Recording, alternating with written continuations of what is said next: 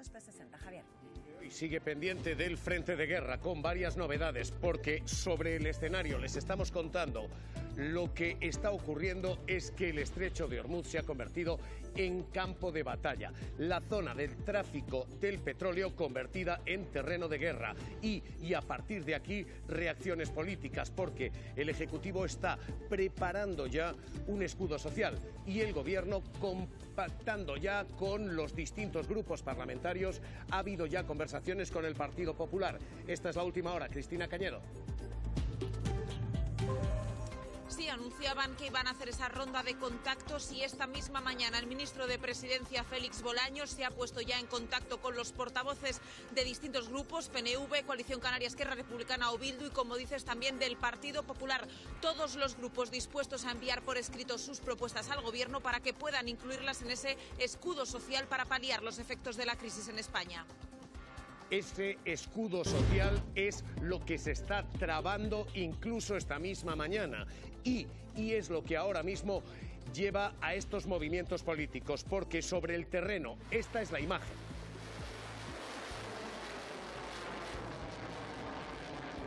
Esto es lo que Irán enseña al mundo. Son las imágenes de sus bombardeos hacia Jerusalén y hacia los países que los rodean. Lo que tenemos es un frente de guerra que se está complicando y que, sobre todo, Carla Acuña ahora mismo convierte toda la zona del estrecho de Ormuz en terreno de guerra.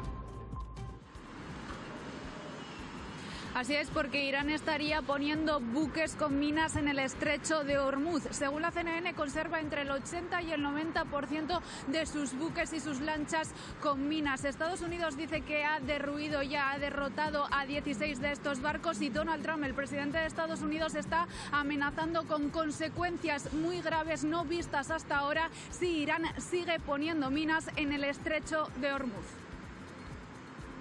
Si Irán ha colocado alguna mina en el estrecho de Ormuz y no tenemos constancia de que lo haya hecho, queremos que la retiren inmediatamente. Si por cualquier motivo se hubieran colocado minas y no se retiran de inmediato, las consecuencias militares para Irán estarán a un nivel nunca visto. Hoy nuestra mesa de análisis suma a López Canorea. Alejandro, ¿qué tal? Muy buenos días. Buenos días. Y a Luis Arroyo, Marta Nebot, Javier Gallego-Jané, bienvenidos. Buenos días. Con una situación ahora mismo que estamos diciendo se ha enquistado en el terreno. ¿Por qué? Porque el estrecho de Ormuz se acaba de convertir en el terreno de batalla. Lo que tenemos hoy no es la crónica diaria del frente de guerra avanzando en distintos puntos. Lo que tenemos hoy es el estrecho de Ormuz como escenario para las minas. Se está minando, dice Estados Unidos, el estrecho, lo que significa poner en riesgo la distribución de petróleo de todo el planeta. El 20% del crudo pasa por allí, el 40% del gas natural pasa por allí. Estados Unidos está distribuyendo esas imágenes que están viendo. Ha hundido 16 barcos iraníes que presuntamente estarían minando todo el estrecho. Olga Rodríguez, ¿qué tal? ¿Cómo estás? Periodista experta en Oriente Próximo, muy buenos días. Buenos días, Javier, ¿cómo estás? Olga, cuando creemos que esto no se puede complicar más, esto todavía se envenena más. ¿Qué significa esto? ¿Qué significa ahora mismo sembrar de minas el estrecho de Ormuz? Bueno, Estados Unidos ha dicho que ni siquiera ellos han podido confirmar ese sembrado de minas. Sería una posibilidad. Todo hay que cogerlo con alfileres, porque ya sabemos que en tiempos de guerra se dicen muchas cosas que no son ciertas, ¿no? En 2003 las armas de destrucción masiva, ahora para Irán han esgrimido justificaciones de todo tipo, van variando con esas justificaciones. En todo caso, sabemos que el estrecho de Ormuz es un canal, una vía comercial de extremada importancia, por la que, como tú decías, pasa el comercio de crudo, un 20% del comercio mundial de crudo y también de gas, y por lo tanto Trump quiere controlar muchas de estas rutas y de estas vías marítimas en el mundo. Hace no tanto. Hace unos meses dijo y amenazó con ocupar incluso el canal de Panamá, donde China tiene negocios, y esta también es una posibilidad que está contemplando. Irán está asediado tras los ataques ilegales contra territorio iraní por parte de Israel y de Estados Unidos, y ante ello va a resistir y va a intentar defenderse con todo lo posible. El estrecho de Ormuz controla parte del estrecho de Ormuz, son aguas que controla Irán, Omán, también un trocito Emiratos Árabes, y está usándolo y va a intentar usarlo, intentando evitar que pasen por ahí barcos como una medida de presión para que no reciba tantos ataques. Por lo tanto, estamos ante una escalada en estos momentos, una escalada, se sabe cómo empieza una guerra, no cómo termina. Estamos viendo muchísimos muertos, niños y niñas, no solo en Irán, también en Líbano. Esta mañana otro ataque israelí ha matado a 4 niños en Líbano. También en Gaza está habiendo muertos estos últimos días. Lo de Gaza no ha terminado, lo advierte de ello Naciones Unidas, y esta escalada puede tener unas consecuencias muy graves con muchísimo riesgo. Olga, ¿tú lees que esto puede ser otra mentira de guerra, que puede ser una justificación para bombardear la flota, a los barcos iraníes que se dice están sembrando de minas sin tener pruebas de que se siembran de minas? Yo creo que desde el periodismo tenemos que tener prudencia con estos argumentos y con todas las justificaciones, teniendo en cuenta que también Estados Unidos ha dicho que no han podido confirmarlo. Es una posibilidad, podría ocurrir así, pero no está confirmado y no está probado, y por lo tanto partimos de esta base y a partir de ahí hacemos el análisis muy pertinente que lo hayas traído. En todo caso, insisto, todo cogido con alfileres. Lo que sí sabemos es que estamos en una escalada, que cada día hay más riesgo de que esto se enquiste, que tenemos un gobierno israelí actual de extrema derecha que busca el caos y la fragmentación de Irán, porque es en el caos donde Israel puede conseguir lo que el derecho internacional le niega, porque es en la guerra donde puede conseguir lo que el derecho internacional le niega. Ahora nadie está mirando en Gaza. En Gaza siguen matando a gente. Insisto que estos días han matado ataques israelíes a varias mujeres, a 2 adolescentes, a varios niños y niñas. También en Líbano, donde hay más de 700.000 personas desplazadas por órdenes exigidas por Israel y por bombardeos israelíes. Esto no solo es Irán, tenemos varios focos, también Cisjordania, donde continúa la anexión ilegal israelí, con más asentamientos y con una violencia desbocada por parte de colonos. Olga, hay una imagen en directo a esta hora que contradice la propaganda de Estados Unidos y el propio llamamiento que Netanyahu ha hecho esta mañana. Esta es la imagen de Irán a esta hora, y en las calles lo que hay es manifestaciones en apoyo a Mojtaba Khamenei. Es cierto que el régimen ha dicho quien salga a manifestarse en contra va a ser reprimido, pero la esperanza americana y la esperanza de Netanyahu era un levantamiento contra los ayatolás. Esto, Olga, no se está produciendo. ¿El régimen iraní no colapsa desde dentro, o sí? En época de bombardeos, en estos momentos de bombardeos que están afectando a la población civil, es muy difícil que haya un levantamiento contra el régimen. Yo he estado en Afganistán y en Irak en otros tiempos de bombardeos estadounidenses, y ahí es muy difícil que haya una reacción popular. Hay gente que apoya al régimen y hay gente que está opuesta al régimen, que además en los últimos tiempos ya sabemos que la sociedad iraní está sufriendo pues una crisis económica por muchísimas razones, entre otras las sanciones impuestas por Estados Unidos y otros países, también por la corrupción interna, ¿no? Pero también sabemos que el gobierno de Netanyahu y también Estados Unidos estarían explorando la posibilidad de armar a algunos grupos desde mercenarios hasta grupos de algunas minorías dentro de Irán, para intentar esos enfrentamientos internos, para intentar ese caos y esa fragmentación, como ya se hizo en el pasado. En los años 80 Estados Unidos armó al régimen de Saddam Hussein para la guerra de Irak contra Irán y buscó ese desgaste entre 2 potencias regionales. Después también introdujo armamento a través de la CIA en Irán para que esa guerra continuara, y continuó durante 8 años y logró debilitar a 2 potencias regionales. En estos momentos, por lo tanto, lo que estamos viendo es que durante una fase de bombardeo va a ser complicado, y sabemos que en los planes de Netanyahu se ha explorado la posibilidad de buscar ciertas alianzas con algunos grupos kurdos. También Trump ha explorado la posibilidad de con algunos grupos azeríes. Pero en estos momentos, claro, cuando los bombardeos caen sobre la población civil, las prioridades están siendo otras. Olga Rodríguez, periodista experta en Oriente Próximo, gracias, cuídate y un abrazo fuerte. Otro para vosotros. Y a esta hora, esta es la imagen en directo, las calles en estos momentos, las que debían tumbar el régimen en apoyo al régimen de Irán. La guerra que se decía iba a acabar deprisa e iba a acabar con un levantamiento popular se está extendiendo y el levantamiento popular que piden Netanyahu y Trump no se está produciendo.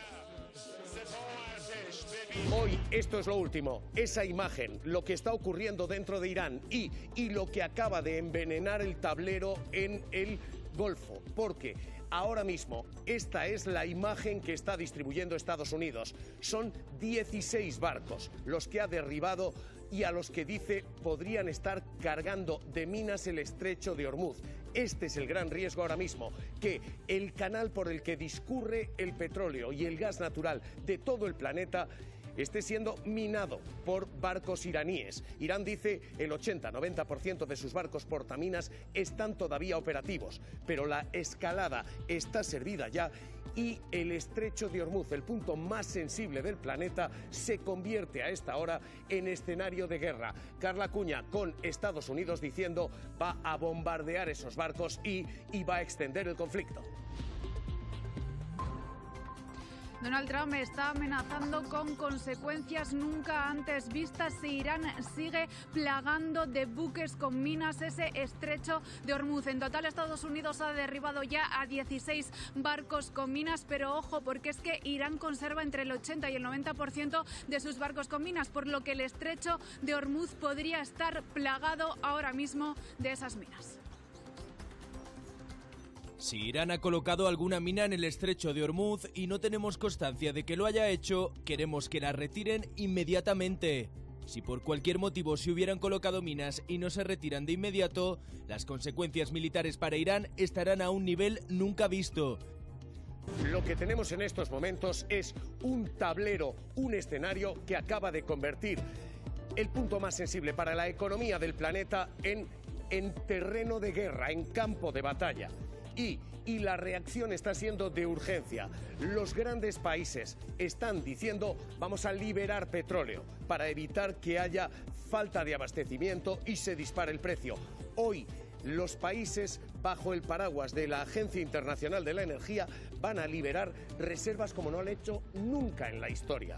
La mayor liberación se produjo en la guerra de Ucrania, esta puede duplicarla. Lo que tenemos ahora mismo, Pedro Gómez, es un movimiento articulado para salvar la economía. Y en el caso de España, que mantiene todavía reservas para 96 días, ya se ha mostrado a favor de esa decisión en boca de su ministra de Transición Ecológica, Sara Agesen. Una decisión que avanzaba The Wall Street Journal, en el que la Agencia Internacional de Energía plantea hacer la mayor liberación de reservas estratégicas de petróleo, con el objetivo de pelear, de combatir, de poder rebajar el precio del petróleo, que se ha visto incrementado desde que comenzó la guerra de Irán. Lo que se está intentando es garantizar el suministro, 1, y bajar el precio, 2. Ninguna de las dos cosas ahora mismo a largo plazo puede sostenerse, sobre todo la del precio. Hoy ya tenemos rondando los 2 euros el litro de diésel y los expertos dicen 2,10, 2,20 puede ser la siguiente cota si esta crisis se extiende en Hormuz. Lo que tenemos en gasolineras es una situación complicada. Sara Torremocha. Así es, estamos en una gasolinera de Ripollet, en la provincia de Barcelona, y la radiografía de precios que nos deja el día de hoy es la siguiente, y es que aquí, como ven, el precio del gasóleo se roza el 1,86 en su versión barata y la versión premium muy cerca del 1,96 en el caso de la gasolina, 1,77, y en la 98 cerca del 1,90. Una alza de precios que no se sabe hasta qué punto va a llegar, y como has avanzado, Javier, expertos aquí en el programa Mañaneros 360 han advertido que el precio del gasóleo podría ascender hasta los 2,20. Nunca hablan de los márgenes empresariales. Sería muy positivo que las grandes distribuidoras se pongan del lado de su país y digan, miren ustedes, nos vamos a comprometer en no subir los precios de la alimentación en España porque tenemos márgenes empresariales suficientes. lo que hay ahora mismo es esta situación sobre el escenario bélico, esta sobre el escenario económico, y a partir de aquí, esto, lo que están viendo, esta es la madrugada que se están viviendo en escenarios como Beirut, donde los bombardeos de Israel han ido a más. Esta la mañana, las columnas de humo siguen rodeando el paisaje de guerra. Estados Unidos prometía ayer que hoy iba a ser el peor día de bombardeos. La noche ha sido extraordinariamente dura desde Irán y desde Israel. Y esto que están viendo es la consecuencia humanitaria. Casi 800.000 personas huyendo de Beirut con lo que tienen: atascos para salir de los bombardeos y una situación ahora mismo también de crisis humanitaria. En Jerusalén, la situación especialmente compleja. Vamos hasta allí, buscamos la última hora. Guillermo Azabal. ¿Qué tal? Muy buenas. Pues sí, en Jerusalén estamos atentos a los comunicados del ejército israelí y acaba de anunciar que van a seguir bombardeando tanto Beirut como Teherán. Por cierto, la situación en el sur también se va a intensificar. El ejército acaba de anunciar que va a mandar más operativos a la zona porque está siendo un frente particularmente activo. En otros asuntos también podemos contaros que recientemente hemos preguntado al ejército israelí sobre esas acusaciones de Human Rights Watch acerca de uso de fósforo blanco en esta zona y nos dicen que en este momento desconocen esa información. Así que parece que todo va a continuar con mucha intensidad tanto en Teherán como en Beirut, así como en esa frontera sur de Líbano. Y bueno, para añadir que esta misma tarde hay una salida a los balcones, algo parecido a lo que se hacía en el COVID en España, para mostrar apoyo a la Fuerza Aérea Israelí, así que va a ser un buen termómetro para saber cómo está latiendo esta sociedad israelí en torno a la guerra con Irán. Guillermo, gracias. La última hora desde allí. Ahora mismo, el gran golpe, la acusación de crímenes contra la humanidad. Y a partir de aquí, visto lo bélico, visto lo económico, lo diplomático, donde hoy lo que tenemos es una rectificación en toda regla.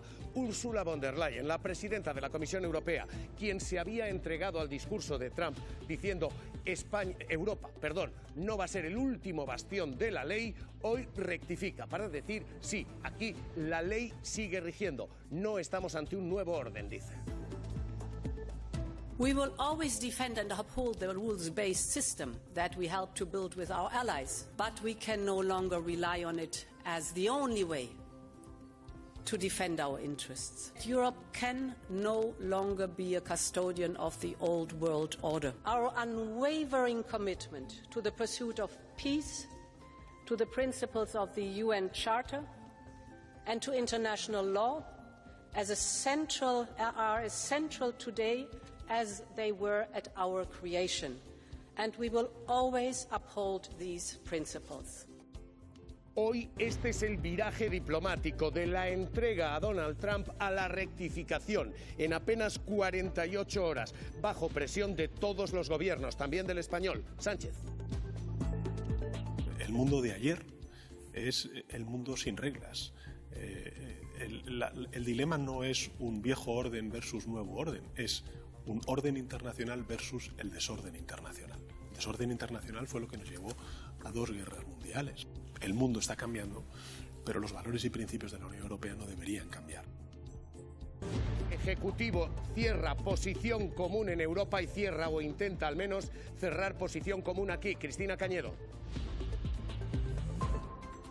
Sí, celebran en el gobierno ese cambio de postura de Ursula von der Leyen. Acaba de decir la ministra de Defensa, Margarita Robles, que respeta a la presidenta de la Comisión, pero que se equivoca al hablar de una Europa sin sus valores. Es el mismo mensaje que lanzaba el presidente del gobierno, el del no a la guerra. Representa los principios de España y debería representar también el conjunto de la Unión Europea, mientras aquí a nivel nacional el gobierno contacta con todos los grupos para responder de forma conjunta a las posibles consecuencias económicas de la guerra aquí en España. Partido Popular y Vox. Yo creo que PP y Vox, Feijóo y Abascal dicen que no a todo salvo a la guerra, hasta incluso entrando en contradicciones, como es decir sí a la guerra de Estados Unidos y de Israel en Irán, pero no a trasladar la solidaridad de España para con un país europeo como es Chipre. Y hoy, 11M, aniversario de los atentados que sucedieron en España después de la guerra de Irak. Hoy, uno de los hombres del trío de las Azores, Aznar, reaparece para lanzar este mensaje, apoyo a Trump en la guerra ahora de Irán.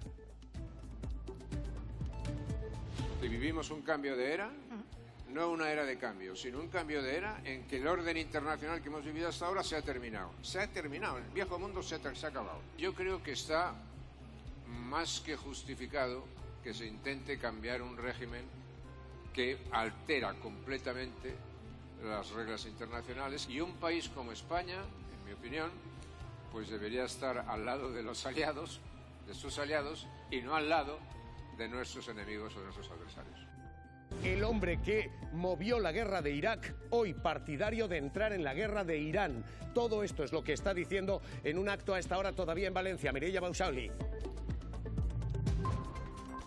Sí, José María Aznar reconoce que hay que apoyar a nuestros aliados. Dice aún así que no le gusta a Donald Trump, que es populista y disruptivo, pero que sin embargo Europa debe poner por encima las alianzas. Cuando nos pide ayuda a Estados Unidos, según Aznar, hay que dársela. Lamenta que España no es un socio fiable, pero no por España, sino por su gobierno. Palabras del expresidente del gobierno en el foro empresarial Forinvest aquí en Valencia. Casi 2.000 muertos, 800.000 desplazados, objetivos civiles destruidos. La guerra no da tregua. El campo de batalla se traslada al estrecho de Ormuz. Acusan a Irán de llenarlo de minas. La muerte, el fuego y la furia reinarán sobre ellos. Estados Unidos saca pecho y presume de hundir 16 barcos iraníes. El tráfico de petroleros sigue bloqueado, el precio del crudo no para de subir y las consecuencias incalculables. Hoy en Mañaneros 360, pánico global. Les vamos a contar enseguida la última hora sobre el terreno, pero es que esto está pasando ahora mismo, el día del 11M, precisamente en el aniversario de los atentados que siguieron a la guerra de Irak. Acaba de hablar el hombre del trío de las Azores, José María Aznar, para defender que España tiene que entrar también en la guerra de Irán. Así, somos aliados de Estados Unidos y hay que actuar, dice Aznar. Si vivimos un cambio de era, no una era de cambio, sino un cambio de era en que el orden internacional que hemos vivido hasta ahora se ha terminado. Se ha terminado, el viejo mundo se ha acabado. Yo creo que está más que justificado que se intente cambiar un régimen que altera completamente las reglas internacionales, y un país como España, en mi opinión, pues debería estar al lado de los aliados, de sus aliados, y no al lado de nuestros enemigos o de nuestros adversarios. El hombre que apoyó a Bush hoy apoya a Trump. Lo está diciendo a esta hora Mireia Bausauli. Buscamos la última hora porque el acto continúa todavía, ¿no? Sí, el acto continúa. Acaba de terminar ahora la ponencia de Aznar. Dice que Europa tiene que apoyar a sus aliados en referencia a Estados Unidos y a Israel. Está más que justificado, dice, que se intente cambiar un régimen que altera las normas internacionales. Lamenta que España no es un socio fiable por su gobierno y cree que en las próximas elecciones generales nos jugamos el futuro del país. O sea, ¿quién es nuestro principal aliado de seguridad? Estados Unidos. Estamos exactamente en contra de los Estados Unidos. Muy bien. ¿Quién es nuestro segundo más importante apoyo de seguridad? Israel. Estamos en contra de Israel. Los ejércitos españoles, pueden funcionar sin la tecnología americana y la tecnología israelí. No. Israel es agredido por un grupo terrorista que se llama Hamas. ¿A quién apoyamos? A Hamas, al grupo terrorista. Estados Unidos e Israel están en una operación para intentar cambiar el régimen terrorista de los ayatolás. Aparentemente. Estamos a favor del régimen. Arroyo. Es que no sé, yo de verdad, te lo juro que yo me pregunto, pero ¿cree él lo que está diciendo? Es decir, ¿cree que el gobierno español está apoyando a Hamás? O sea, ¿realmente puede creerlo? Por un lado. Por otro lado, no ha aprendido nada en 2 décadas, en 23 años. España no. Con la oposición del 90% de los españoles, Aznar decide apoyar y se hace una foto singular con Tony Blair y con George Bush justo antes de iniciar la invasión de Irak. Y el resultado es que a los meses, al año siguiente, recibimos un atentado tal día como hoy, de madrugada, que causa 193 muertos. Y el presidente Aznar sigue defendiendo exactamente lo mismo. Javi. Solamente hay que darle la razón en una cosa. Nos jugamos, España se juega un gobierno en un sentido o en otro dentro de un año, cuando quiera que sean las elecciones. En eso tiene toda la razón. Y está muy bien que lo diga, porque dentro de un año habrá que decidir. Hoy el hombre que defendió a Bush defiende a Trump. En Irán, esta es la imagen ahora mismo que sirve el ejército americano. Hormuz se convierte en campo de batalla. El estrecho por el que circula el crudo del planeta está siendo objetivo para derribar y hundir barcos iraníes, porque Estados Unidos teme que Irán siembre de minas el estrecho, llene de bombas la zona por la que circulan los tanqueros del planeta.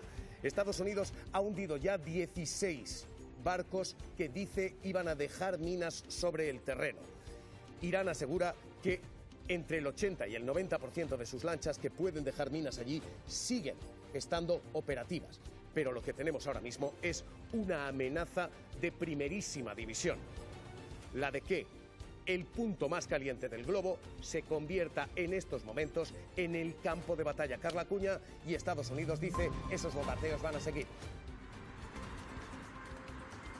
Sí, Donald Trump está amenazando con consecuencias nunca antes vistas si Irán sigue plagando ese estrecho de Hormuz con buques llenos de minas. E Irán conserva entre el 80 y el 90% de esos barcos con minas. Estados Unidos ha derrocado en las últimas horas 16 de esos barcos, así que la guerra se traslada al estrecho de Hormuz, poniendo en jaque la economía mundial.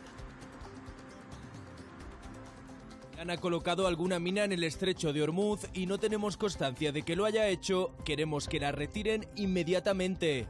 Si por cualquier motivo se hubieran colocado minas y no se retiran de inmediato, las consecuencias militares para Irán estarán a un nivel nunca visto. ¿Por qué es importante esto, lo que está ocurriendo hoy? Porque desplaza el frente de guerra a un punto que ya no es local, es una guerra global, y es este punto, el estrecho de Hormuz. Aquí circula aproximadamente el 20% del petróleo del planeta. Es ahora mismo un punto que está siendo bombardeado por Israel y Estados Unidos y que de momento ya se ha llevado por delante 16 barcos. Es importante porque tiene solamente esta distancia, 33 kilómetros, pero es que por aquí pasa el 20% del petróleo de todo el globo. Que esto se llene de minas significa que tenemos un problema para el tráfico del petróleo y para el tráfico de gas natural, porque el 40% del gas natural pasa por allí. Esto es un problema para los países de la zona. El 90% de sus exportaciones, las que luego llegan a otros puntos, son barcos que pasan por aquí. Que esto se mine, que esto se esté bombardeando, significa que tenemos un problema económico de largo plazo. Pero segundo, tenemos sobre todo un problema más allá de aquí. Esto ya no nos afecta solo a nosotros. Estas exportaciones van a India y a China, lo que significa que si esto se mina, si esto se bloquea, el problema acaba de convertirse en un problema mundial. Así que ahora mismo el escenario muy complicado, la situación muy delicada y el campo de batalla hoy muy envenenado. Pendientes de Irán y de su respuesta allí. Vamos hasta allí, buscamos la última hora. Irán amenazó este miércoles con lanzar ataques contra centros financieros y bancos pertenecientes a Estados Unidos e Israel en los países de Oriente Medio, después de que en los bombardeos de anoche contra la capital iraní Teherán y otras ciudades fuera alcanzado un banco iraní.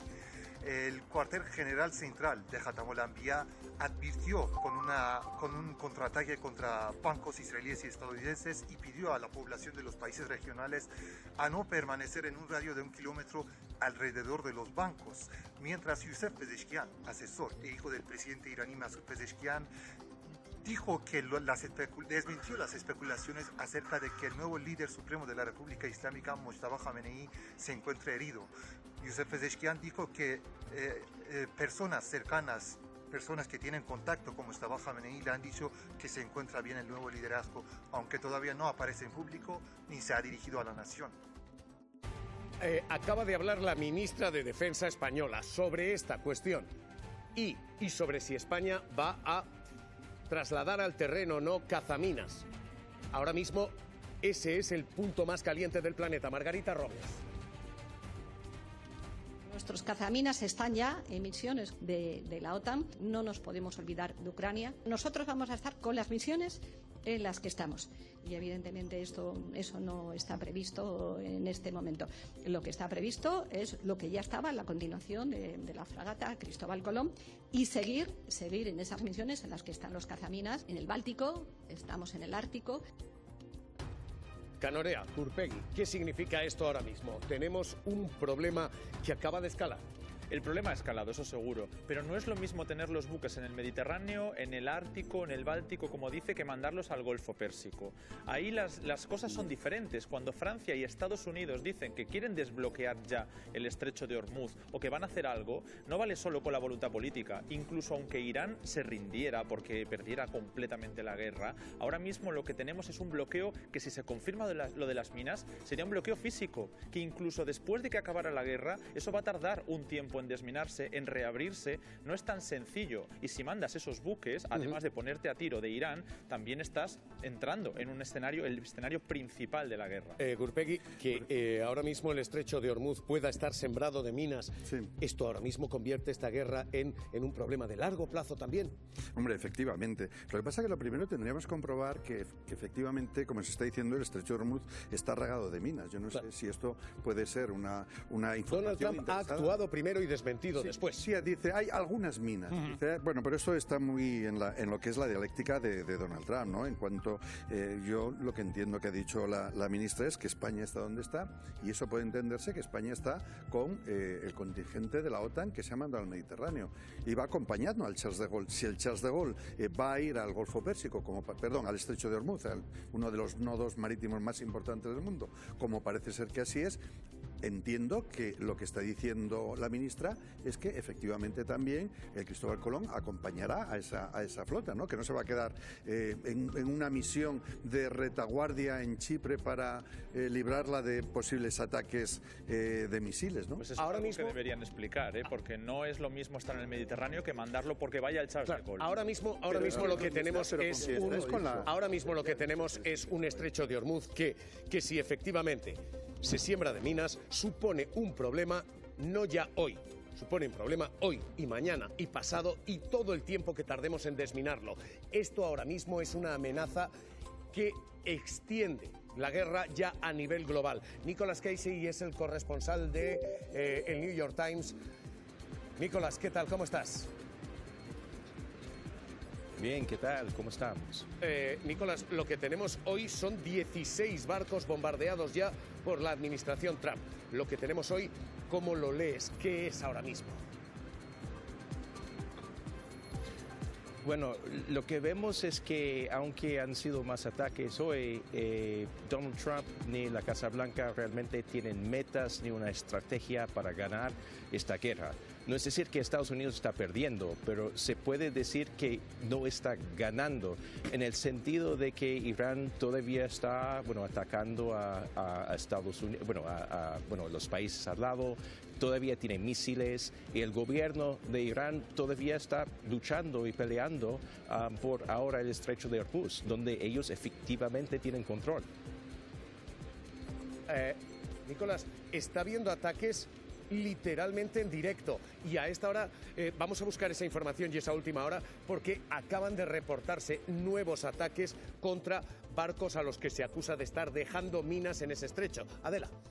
Sí, vamos con esos 3 cargueros que ahora mismo están reportando los ataques en ese estrecho de Hormuz. Recordemos, por ahí pasa el 20% del crudo mundial. Son datos que acaba de publicar la Autoridad Británica del Comercio Marítimo, que es la garante, la encargada de vigilar la navegación internacional. Primer ataque ha ocurrido a unas 25 millas, unos 46,3 kilómetros, al noroeste de la ciudad de Ras Al Khaimah, en Emiratos Árabes Unidos. Y el capitán de este portacontenedores ha informado de daños en la cubierta, provocados, dice, por un proyectil. Poco después, un granelero que navegaba a 50 millas náuticas al noroeste de Dubái, aquí lo estamos viendo, recibía el impacto de un misil, sufría daños a bordo, sin víctimas. Y además, un tercero, otro proyectil, daña seriamente este buque de carga a unas 11 millas náuticas, 20 kilómetros, al norte de Omán. ¿Y quién ha sido? De momento no se sabe quién ha lanzado los proyectiles. Expertos estarían apuntando a que Irán, que sería quien lleva desde el inicio de la guerra reivindicando el control de esta ruta y que, como vamos avanzando toda la mañana, podría estar colocando minas en el estrecho de Hormuz. Lo que tenemos ahora mismo, insisto, es un eje de la guerra que se ha desplazado, que se ha movido al estrecho de Hormuz y un viraje en la Casa Blanca literalmente en 48 horas. De decir anteayer que la guerra estaba a punto de terminar, a decir hoy esto, que esta guerra va a durar al menos mes y medio. Initial timeline was about 4 to 6 weeks. Iran can talk all they want, and their words will be very empty when we've completely annihilated their navy as we are doing. Casey, hay un escenario, hay un momento en que esto acaba. Bueno, un momento muy fácil para ver un acabo de esta guerra sería si Irán se rinde. Entonces, pero parece que eso no va a pasar. Entonces, lo que estamos viendo, estamos preocupándonos de la posibilidad de esta guerra que iba a ser súper corta, entre comillas al principio, se alargue a una guerra más como lo que vimos en Ucrania, cuando Rusia dijo que, bueno, vamos a tomar Ucrania en, bueno, un espacio de unas semanas, y ahora todavía estamos en plena guerra ahí. Entonces, eso es la preocupación sobre lo que está pasando con Irán ahora, que es una guerra sin salida. Si el termómetro es medir si se mina o no se mina el estrecho de Hormuz, Irán tiene capacidad para hacerlo. Irán puede terminar resistiendo, minando esto, ganando la guerra. Sí, bueno, para Irán es una guerra para sobrevivir, entonces están capaces de hacer lo que quieran. Y también lo que vemos es que aunque Estados Unidos y Israel tienen control sobre el aire, Irán tiene control sobre el mar. Entonces, y en temas económicos, el mar y el petróleo es lo que manda ahora. Nicolás, y luego hay una más, y es el juego de mentiras desde la Casa Blanca. Hemos visto esta primera, la de decir esto está a punto de terminar, para literalmente decir 48 horas después que esto puede durar todavía mes y medio. Pero es que la última ha sido precisamente con esta cuestión de minas. El secretario de Energía, lo reporta el New York Times, publicaba este tuit que van a ver. Decía que Estados Unidos había limpiado el estrecho de Hormuz y que estaba escoltando barcos para que navegaran de manera segura. Les acabamos de contar, hay 3 bombardeados a esta hora. Después se borraba ese tuit, se denunciaba que era falso, lo hacían periódicos como el New York Times, y la Casa Blanca rectificaba y desmentía a su propio ministro. Así. El presidente Trump mantiene la estabilidad de la energía global durante las operaciones militares contra Irán. La Armada de Estados Unidos ha escoltado con éxito un petrolero a través del estrecho de Hormuz para garantizar que el crudo sigue fluyendo a los mercados globales. I know the post was taken down pretty quickly, and I can confirm that the U.S. Navy has not escorted a tanker or a vessel at this time, though, of course, that's an option the President has said he will absolutely utilize if and when necessary at the appropriate time. El New York Times denunciaba la mentira, casi se ha convertido la mentira en arma de guerra. Es difícil decir porque hemos visto muchas mentiras de la Casa Blanca, pero también hemos visto mucho caos. Es posible que, bueno, la secretaria estaba equivocado y no sabía lo que estaba realmente pasando en el estrecho de Hormuz. Pero eso también es muy preocupante, porque si los propios oficiales en el gobierno no están conscientes de realmente lo que está pasando en el mar, es preocupante si es mentira o si es un caos ahí que está pasando en la Casa Blanca, pero es verdad que es uno u otro. Cualquiera de los dos escenarios, efectivamente, es escenario de terror a esta hora. Nicholas Casey, corresponsal del New York Times, enviado especial allí a Oriente Próximo. Gracias, cuídate, te mando un abrazo. Muchas gracias. Y ahora mismo lo que tenemos es esto, lo que tenemos es un escenario de guerra muy distinto. Primero, de terreno, de campo de batalla generalizado. Y segundo, de desgaste. Esto ahora mismo ya no es la guerra rápida, esto ahora mismo va de quién tiene cuánto para resistir. Hoy, con esta cuestión de las minas, Irán dice entre el 80 y el 90% de los barcos que pueden poner minas sigue estando ahí. Estados Unidos solo tiene 4 tragaminas, 4 naves para retirarlas. En esto puede ganar Irán, puede ganar tiempo, pero la fuerza de Estados Unidos en lo militar puede aplastar con mucho a Irán. Así que ahora mismo esta es la cuestión: cuánto más puede resistir Irán, cuánto más puede alargarse esta guerra. Lo que en principio apuntaba a ser una guerra rápida parece ahora una guerra de desgaste que podría eternizarse. La guerra se alargue va a ser un inconveniente para todos. Y donde el arsenal de cada bando es clave. Es una guerra económica y que está empezando a preocupar. Estados Unidos, la principal potencia militar en el mundo. Unido a la famosa tecnología israelí, frente a un arsenal, el de Irán, del que poco se sabe, fabricado y almacenado bajo tierra. They fire missiles from schools. En estos 12 días de guerra, Trump ha atacado con cientos de cazas, aeronaves, barcos y misiles. Irán, en cambio, juega su mayor baza, los misiles. Nadie sabe cuántos poseen, aunque Estados Unidos asegura que han reducido sus lanzamientos. Iran fire the lowest number of missiles. Su estrategia, lanzarlos en masa para burlar los sistemas antiaéreos. ¿Dónde está jugando Irán? A obligarle a gastar ese tipo de sistemas. La eficacia del sistema israelí es de un 90%, pero si tú tiras 100 misiles, hay 10 que pasan. Otra clave, los drones kamikazes. Podrían tener decenas de miles. Vienen, son lentos, son pequeños, que cuestan nada y se fabrican a centenares. Baratos, con motor de cortacésped y por poco más de 20.000 euros. Mucho menos de lo que gastan desde Washington para interceptarlos. Gastar mucho dinero para neutralizar amenazas baratas. Una guerra de reposición. El mismo juego de sistemas y reposición de sistemas. Donde el coste es clave para desgastar al oponente. ¿Cuánto puede durar esto ahora mismo? Lo que pasa, Javier, es que esto que estamos viendo ahora mismo es antieconómico. Es decir, Donald Trump no puede permitirse que esto dure mucho tiempo. Israel sí quería ello, ¿no? Quería una destrucción completa tanto del Estado como del propio régimen político iraní, que crearse como el nuevo hegemón de Oriente Medio, pero esto Estados Unidos no se puede permitir que dure mucho tiempo. El problema es que no puedes desminar o no puedes desbloquear Hormuz si no llevas buques, no puedes cambiar el régimen si no llevas tropas, no puedes acabar con el programa de misiles o el programa nuclear si no atacas en profundidad, incluso casi ciudades enteras subterráneas que se podría considerar. Entonces, hay que ver los recursos que se ponen sobre la mesa. ¿Puede extenderse esto? ¿Cuánto puede extenderse? Que llevar tropas está fuera de cualquier cuestión, ¿no? Yo dudo mucho que lleve tropas ni Estados Unidos ni Israel. Sí creo que probablemente Israel tenga agentes del Mossad por ahí metidos, eso no tengo duda.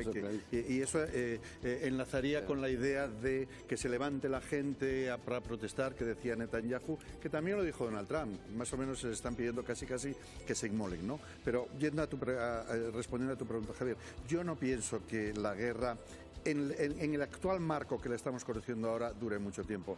No sería tanto, si me permites matizar un poco, no es que Estados Unidos no pueda soportar esto, quien no lo puede soportar es Donald Trump. Esta guerra políticamente. Donald Trump, pero no, pero no Estados Unidos, entiendo. No Estados Unidos, ¿no? Es una pequeña diferencia porque su popularidad está cayendo, los votos MAGA le están cayendo también, más bajos que en ningún momento, y lo que no puede soportar es un petróleo caro a los precios actuales, cuando esa fue precisamente una de sus armas electorales contra Joe Biden, que él había subido mucho el petróleo, pero con él iba a bajar. La fragata española que se estaba dirigiendo está ya allí, la Cristóbal Colón, con un buque, y ahora mismo la cuestión es qué papel va a jugar España en todo esto. Begoña Alegría, vamos hasta Chipre, está allí ya esa fragata, la Cristóbal Colón. La fragata llegó aquí a media tarde de ayer y prácticamente de manera inmediata empezó a hacer maniobras, operaciones junto a ese operativo naval que se está conformando en torno al portaaviones francés Charles de Gaulle. Desde aquí no lo podemos ver, aquí en el puerto de Limassol, suponemos que están mar adentro. Sí que hemos visto muy cerquita de aquí varada la fragata que ha traído a Alemania. La misión en la que está comprometida España es una misión defensiva, se trata de dar seguridad al Mediterráneo oriental, porque Chipre es la frontera este de la Unión Europea y la isla fue atacada la semana pasada. La pregunta que está ahora en el aire es si España se sumará a la iniciativa que el presidente Macron puso encima de la mesa el día que vino aquí, trasladar el operativo al estrecho de Ormuz para permitir la libre circulación de los barcos que nos traen sobre todo el gas y el petróleo. Y en eso se ha mostrado muy prudente. La propuesta aún no está desarrollada. Francia no ha hecho una petición formal y además no parece que se den todavía las condiciones. Sería también una misión defensiva, pero con más riesgos. De momento la fragata estará aquí el tiempo que haga falta. Es tecnológicamente la fragata más moderna de la Armada Española y su punto fuerte es un sistema antiaéreo capaz de detectar simultáneamente hasta 100 objetivos distintos. La labor de la fragata, lo hemos dicho, venía ya, no es una misión nueva, sino que venía ya en el ámbito de una misión en el Báltico. Han llegado hasta Chipre en una misión que es de seguridad, de vigilancia, de protección y defensa de Chipre. En ningún caso es una misión de carácter ofensiva. Esto es lo que está pasando en el frente bélico. Y esto es lo que está impactando en el frente doméstico. El petróleo vuelve a dispararse hoy. El surtidor hoy vuelve a quemar. Y hoy el 2 euros litro de carburante empieza a ser algo que asumimos. Hasta tal punto es emergencia económica lo que estamos viviendo que el estrecho de Ormuz, que el tráfico de petróleo se llene de minas, es tan preocupante que hoy los países bajo el paraguas de la Agencia Internacional de la Energía, y eso significa todos los países desarrollados, plantean liberar petróleo, como no han hecho nunca en la historia. De hecho, lo que plantean es liberar el doble de petróleo que en la guerra de Ucrania. Lo que se está planteando es una medida de emergencia para contener la subida del precio del crudo. Pedro Gómez, y España acaba de decir que apoya liberar esas reservas. En unas horas conoceremos cuál es la resolución de esa Agencia Internacional de la Energía sobre la mayor liberación de reservas de petróleo estratégico. Algunos medios como Bloomberg cifran entre 300 y 400 millones de barriles de Brent. Una decisión que se tomará, como decimos, en las próximas horas y que ya cuenta con el voto a favor de España, que forma parte de esta agencia en boca de su ministra de Transición Ecológica, Sara Agesen. Se ha mostrado a favor de esa liberación histórica, una medida que se adoptará para asegurar el suministro del petróleo y también para paliar los efectos y esas subidas que se han visto desde que se inició la guerra de Irán. La decisión se tiene que tomar de manera unánime y el resultado final se sabrá hoy, yo creo que alrededor de la 1 a las 2 de la tarde. Por parte de España vamos a apoyar, nosotros siempre hemos sido solidarios. Es una propuesta que lo hacen de manera voluntaria los países y que tenemos hasta 90 días para liberar esas reservas. Liberar reservas es algo extraordinario. Solo se ha hecho 4 veces en la historia para calmar los mercados y no siempre ha funcionado. Esto es lo que ha ocurrido guerra tras guerra y emergencia tras emergencia. Solo tenemos 4 precedentes. En la guerra del Golfo se liberaron 60 millones de barriles y esa cantidad se liberó también cuando golpeó el huracán Katrina o cuando comenzó la guerra de Libia. La mayor liberación de reservas de petróleo se ha vivido con la guerra de Ucrania. Fueron entonces 182 millones de barriles. Lo que se está planteando ahora es literalmente el doble, es en torno a 300 o incluso 400 millones de barriles. Esta es la gravedad de la situación. Se intentan liberar reservas para que lo que está almacenado sustituya a lo que no se puede distribuir desde Irán, desde Arabia, desde Omar, desde Qatar. Y a partir de aquí una pregunta.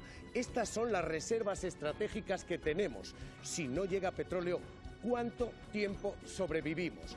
Y esta es la respuesta. España tiene, según los datos actualizados de la Agencia Internacional de la Energía, para resistir 96 días. Estas son nuestras reservas estratégicas.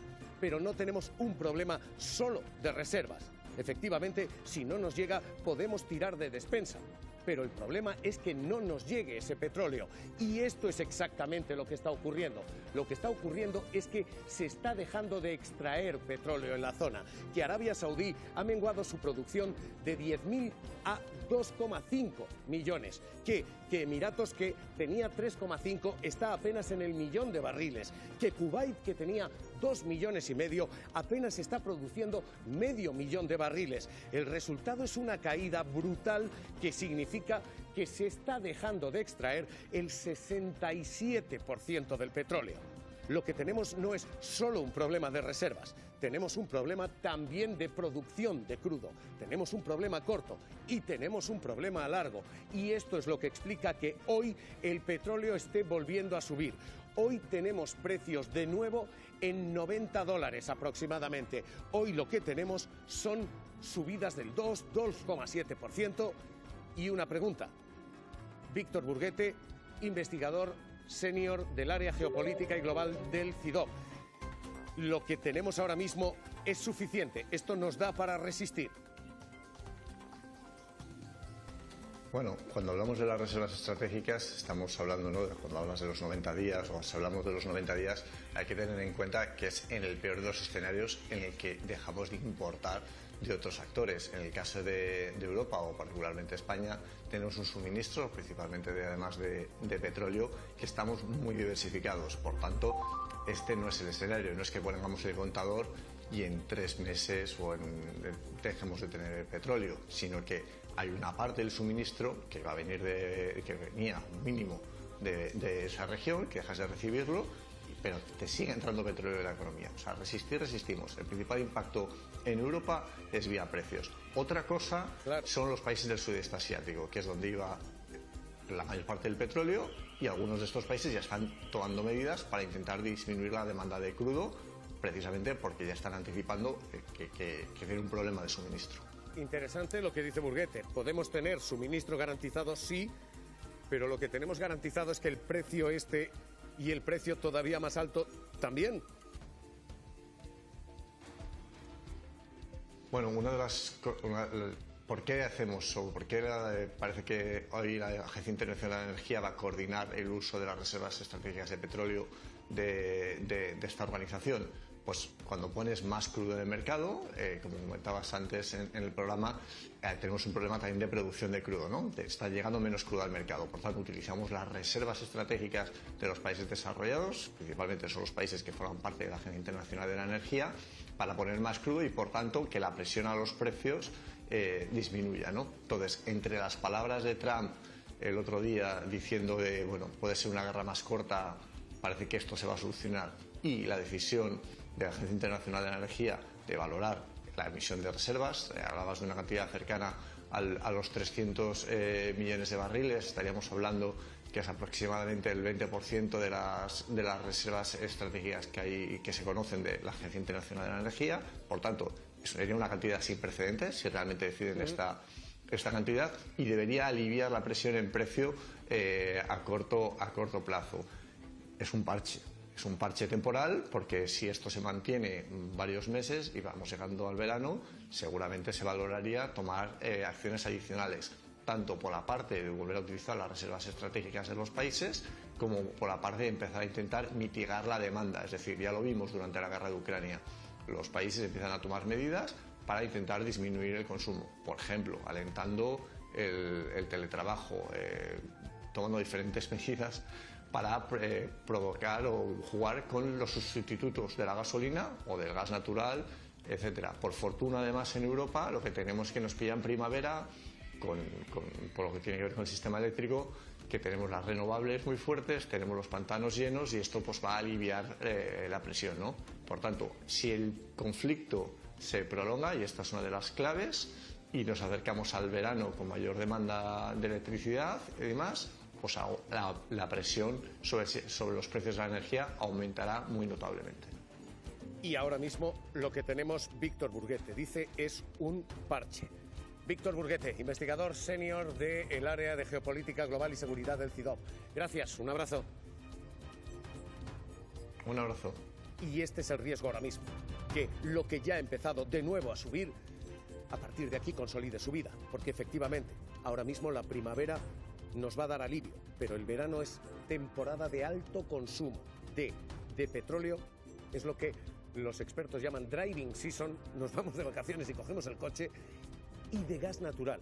Es cuando se ponen en marcha los aires acondicionados. Así que lo que tenemos es una carrera contra el reloj que ya está vigilando el Ejecutivo, porque Marta Ita, la Comisión Nacional de Mercados y Competencia, encargada de controlar precios y vigilar gasolineras.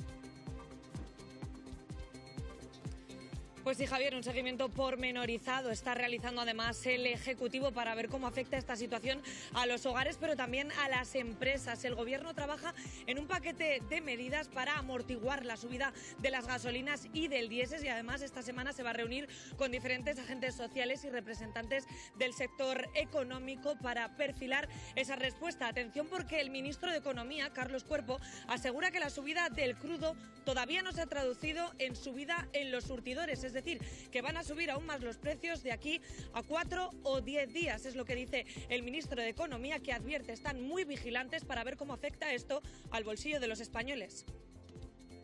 Nosotros estamos haciendo un seguimiento pormenorizado de cómo se está trasladando este conflicto, esta guerra, al día a día, al bolsillo de los ciudadanos y de nuestras empresas. Por ejemplo, en los próximos días me reuniré no solo con el sector de estaciones de servicio, distribución, transporte, por supuesto el sector agro, la gran industria, para ver exactamente cómo lo están viviendo ellos, qué sugerencias tienen para terminar de definir este plan, y luego, por supuesto, que el plan es contingente a cómo vaya evolucionando la situación. Hay una orden de vigilar a las gasolineras. Carlos, ¿por qué han trasladado esto demasiado rápido? Porque aquí ha habido oportunismo, es una forma técnica de decirlo. ¿Ha habido aquí jetas que han cobrado esto antes de comprar petróleo caro?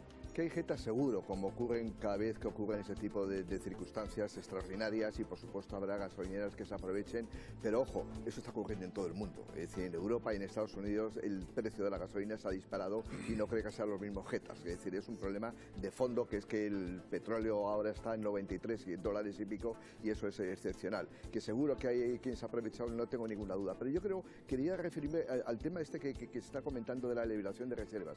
Yo creo que hay que dimensionar lo que significa liberar reservas. El mundo consume cada día 100 millones de barriles de crudo, 102 millones de barriles de crudos. Con lo cual, si liberas 300 millones de barriles de crudo, pues es una cantidad realmente pequeña. 300, 400 significa para 3-4 días de consumo mundial. Evidentemente, las circunstancias no son las mismas en todo el mundo, que decía, hay unos sitios donde no hay problema de aprovisionamiento y otros hay aprovisionamiento. Pero el precio del petróleo se rige por criterios internacionales. Es el mismo el que paga China, que el que paga Singapur, que el que paga África del Sur, que el que paga Colombia. Es decir, es un precio internacional. Y más del 50% de esos 100 millones de barriles de crudo que se consumen cada día en el mundo, se consumen en Asia, fundamentalmente en China y en los países del sudeste asiático y en la India. Por lo tanto, ese precio va a repercutir necesariamente en Europa y en Estados Unidos. O sea que no es un problema solamente de aprovisionamiento, sino es un problema de precio. Y el precio lo que puede hacer es dañar mucho a las economías. Y estamos pagándolo ya, ese precio. Claro, y muy brevemente, estamos prestando mucha atención al precio del petróleo, que realmente es muy relevante, pero es más importante, y ya lo vivimos antes del año 22, las cadenas de aprovisionamiento. El hecho de que el Índico esté en zona de guerra significa aumentar los fletes, aumentar los costes de los barcos, y eso nos va a hacer mucho más daño porque no van a llegar repuestos, no van a llegar infraestructuras que vienen del sudeste asiático. La factura ahora mismo, la factura doméstica, la pagamos en el surtidor, en los surtidores, porque este termómetro de asomarnos a una gasolinera en Madrid quema, da calambrazos, de verdad. Estamos rozando los 2 euros el litro, pero es que...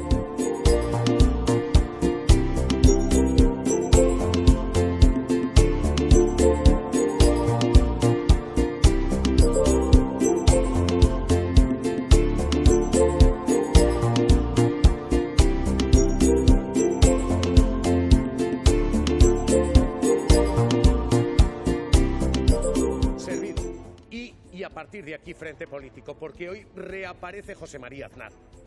El hombre de la guerra de Irak apuesta por entrar en la guerra de Irán y lo hace el 11M, el día del aniversario de los atentados que siguieron a la participación en aquella guerra. A esta hora acaba de terminar el homenaje a las víctimas del 11M.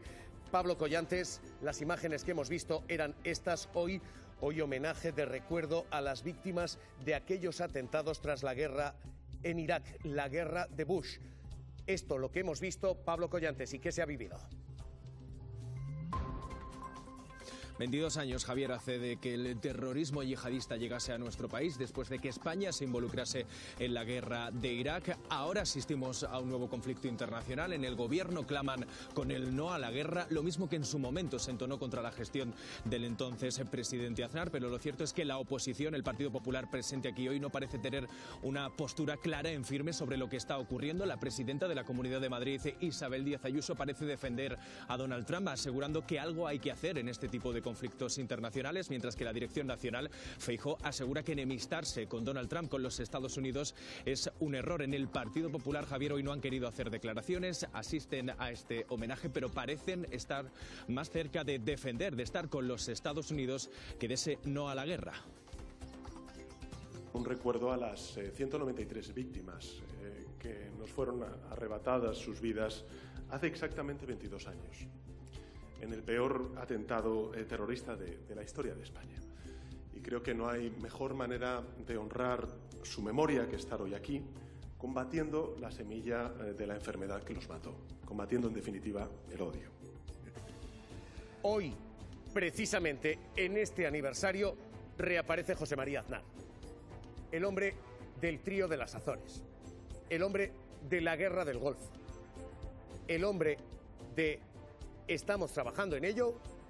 Hoy dice que como entramos en la guerra de Irak, tenemos que entrar en la guerra de Irán.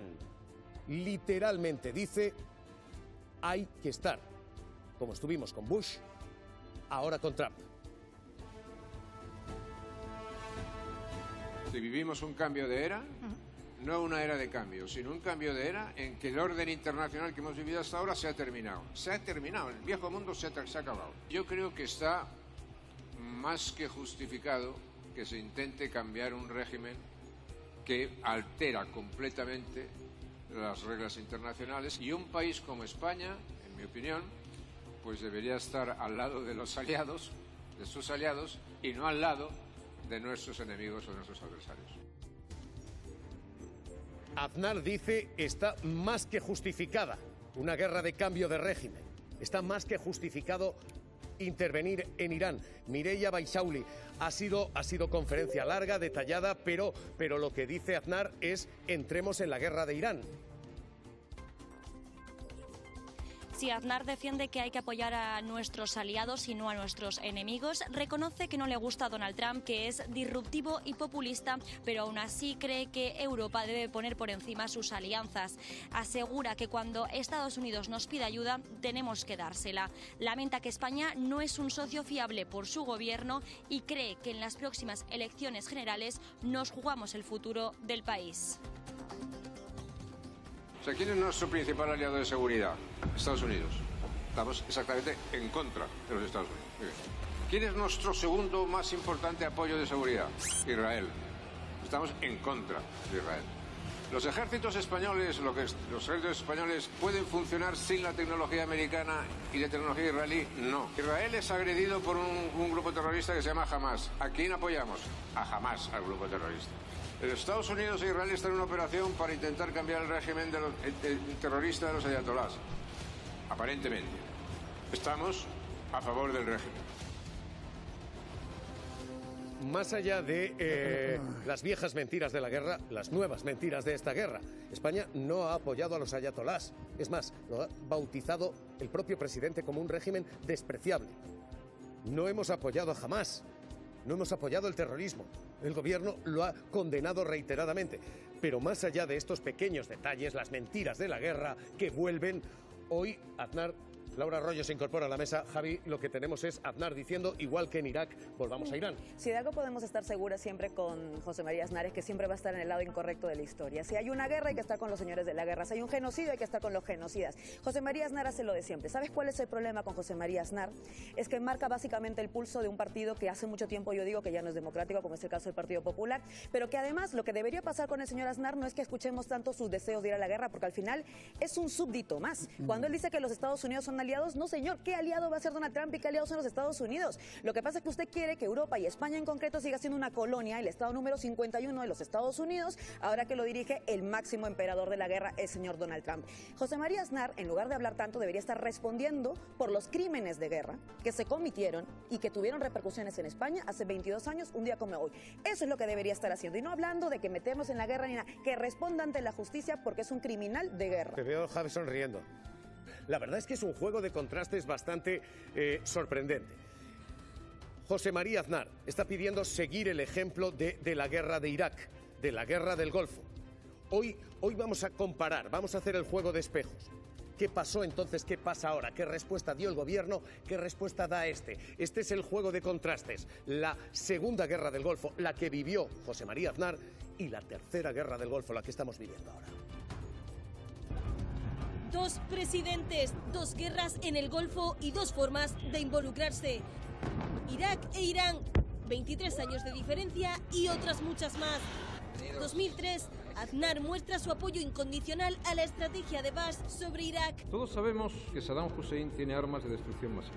2026, Pedro Sánchez muestra el rechazo profundo a la ofensiva de Trump contra Irán. No podemos jugar a la ruleta rusa con el destino de millones de personas. Es el apoyo de uno frente al rechazo del otro. Pero hay más. Marzo de 2003, Aznar escenifica el respaldo de España a Estados Unidos con esta imagen, el trío de las Azores. Los regímenes tiránicos nos amenazan a todos, debemos actuar en consecuencia. Que acaba involucrando de lleno a nuestro país en el conflicto y que precipita la invasión a Irak. Because Saddam Hussein has not disarmed. España no envió tropas para invadir Irak, pero sí para su estabilización tras la caída de Hussein. Vemos bien lo que tenemos entre manos y sabemos bien lo que nos jugamos. Ahora, con la guerra en Irán... Esta guerra en Irán es un extraordinario error. El rechazo del gobierno de Sánchez llega incluso a prohibir a Estados Unidos usar las bases de Morón y Rota. Las bases no se van a utilizar para ninguna actuación de ataque. Más diferencias, el apoyo internacional. Mientras que para la invasión de Irak, las principales potencias internacionales se posicionaron al lado del trío de las Azores. Los que deseamos la paz y la seguridad en el mundo, trabajamos por ella. Con Irán, España lidera en Europa el rechazo a la guerra iniciado por Estados Unidos e Israel. Deben cesar inmediatamente las hostilidades y apostar por el diálogo. Y en ambos casos, clamor popular contra la guerra. En 2003, millones de personas se echaron a la calle. Que no haya guerra. No a la guerra. Ignorados por Aznar y su gobierno. El de Saddam es un régimen de terror, Ahora Sánchez utiliza ese mismo lema. 4 palabras, no a la guerra. 2 presidentes, 2 guerras y muchas diferencias. Hoy, lógicamente, Aznar dice el mapa bueno es el mío, pero Manuel Rico, director de Público, ¿qué tal? ¿Cómo estás? Hola, buenos días, ¿qué tal? Rico, Aznar exige hoy, elige el 11M para pedir que entremos en la guerra de Irán. Bueno, hay que reconocerle cierta coherencia, ¿no? Hoy en su intervención, que ha sido muy interesante, Aznar, por un lado, ha tenido continuidad en una práctica terrible en su momento, ¿no?, que es el de las mentiras. Ha dicho que España está con Hamás, que España está con los ayatolás. Eso es falso, igual que era falso que había armas de destrucción masiva, o igual que fue falso el intento durante 3 días con 192 cadáveres aún calientes de convencer a los españoles de que había sido ETA.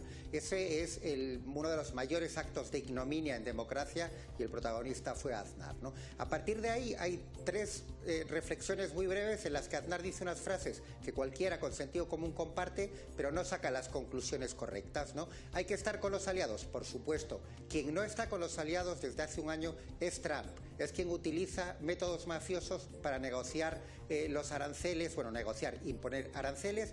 Es el que apoya a un genocida, Israel, para que haga lo que quiera en Gaza, saltándose el derecho internacional. Por lo tanto, ¿quién no está con los aliados? Estados Unidos e Israel. Hay que denunciarlos con contundencia. Segundo, no es lo mismo la administración de Trump que el gobierno o que el pueblo estadounidense. Javier ha dicho en mesa que la civilización. Por supuesto que sí.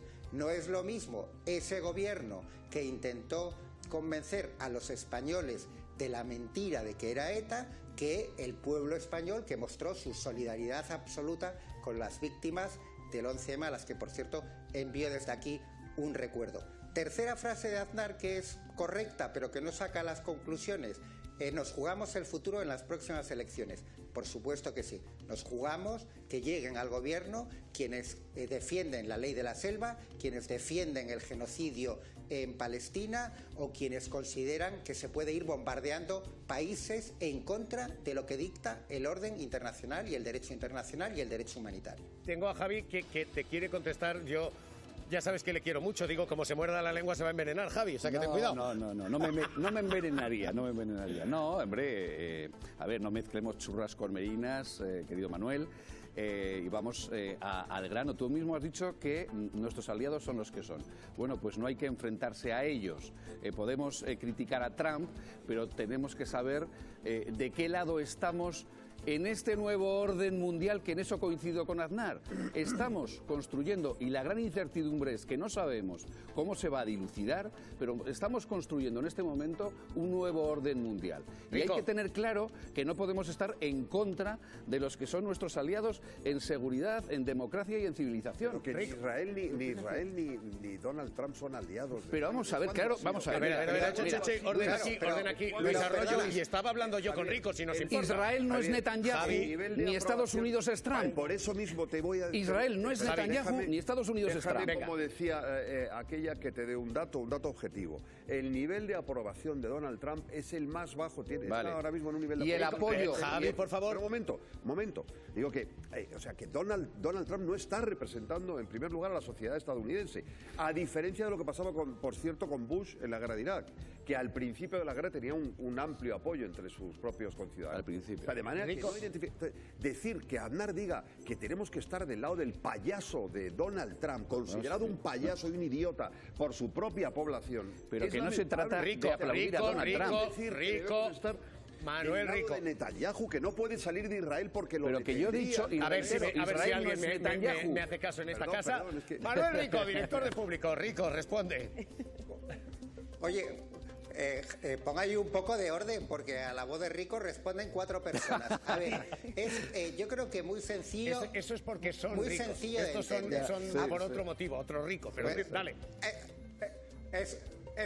Eso seguro. A ver, los aliados, aparte de los aliados, hay 2 conceptos básicos fáciles de entender. ¿Quién es el agresor y quién es el agredido?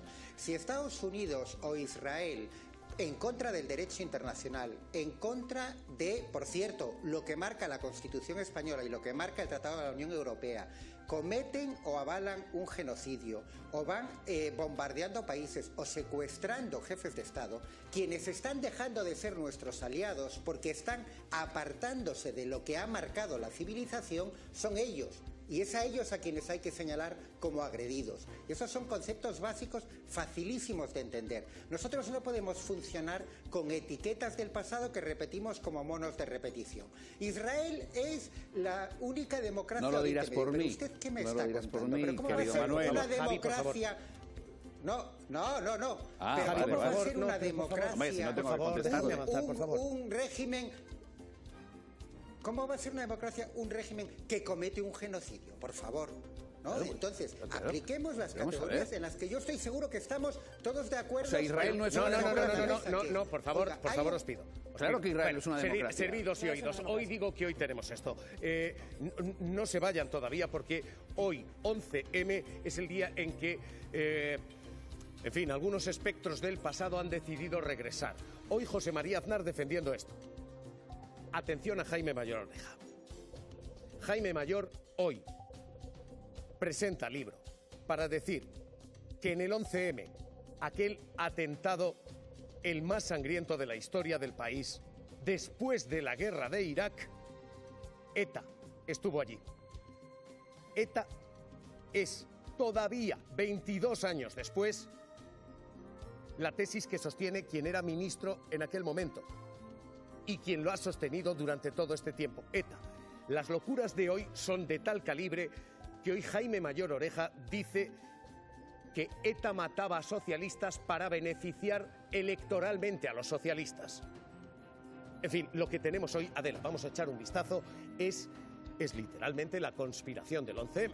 22 años ya de esa matanza, mandamos ese cariñoso abrazo a los familiares, a las víctimas, y aprovecha Mayor Oreja esta efeméride para presentar su libro acompañado del expresidente Aznar. El título, bueno, aquí lo estáis viendo, Una verdad incómoda, testimonio de una época contra el silencio y la mentira, que parecería una declaración de intenciones.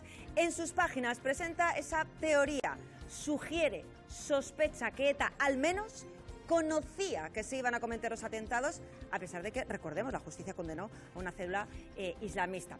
Además, el exministro sugiere la posible implicación en estos atentados del Estado Profundo de Francia, una especie de red paralela de servicios secretos no oficiales que estarían conectados con la masonería.